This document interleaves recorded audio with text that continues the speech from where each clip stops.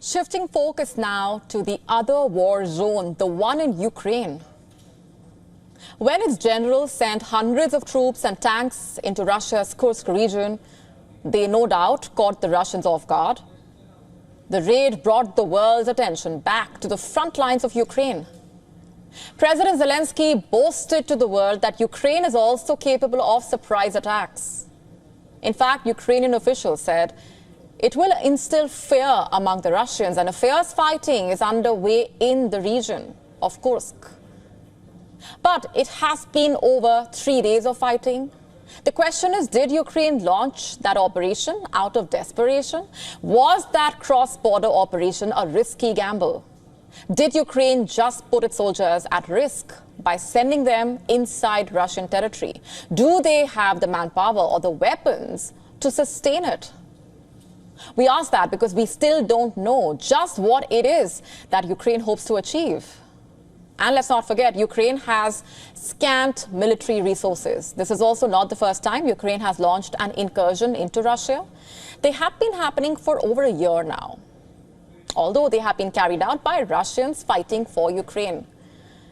They have obviously been assisted by the Ukrainian military, but not officially. This is the first time that the regular Ukrainian army has mounted an offensive on Russia.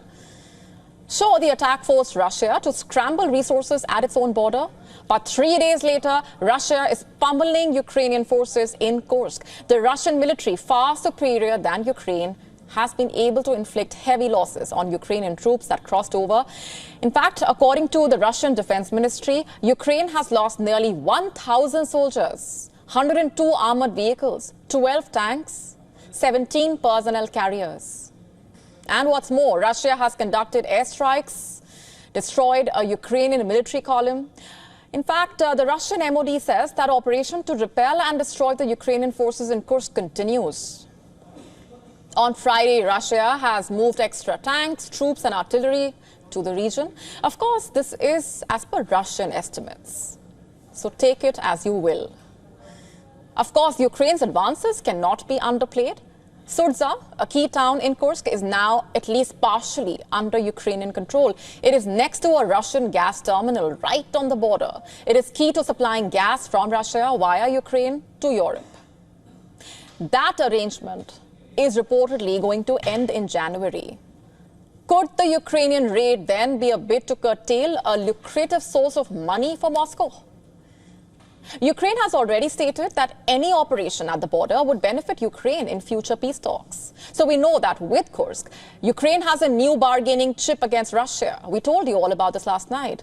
But the success of that depends on how long Ukraine can actually sustain the current operation in Kursk. Russia can and has shown its unique ability to throw wave after wave of men forward in the battle. Surely Ukraine knows that it cannot afford to do the same until the wider importance of Ukraine's incursion comes to light.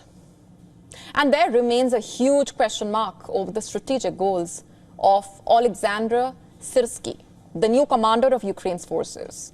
Recently, splits in his command have come to public view. As per reports, his subordinates are questioning his willingness to endure casualties in a battle of attrition, a battle in which Russia's superior manpower has prevailed. Ukraine has excelled when it has Western help, especially when it comes to targeting Russia's internal infrastructure, runways, naval bases, oil terminals. This time, things are a bit different. It has sent its own soldiers into enemy territory to achieve a much tougher objective. Beating a far more bigger enemy on its own soil, is it really worth the risk? Will it improve its position on its own battlefield, where it has steadily lost ground to Russia? What does Ukraine ultimately hope to accomplish from this? To stay up to speed with the latest news, download the WION app and subscribe to our YouTube channel.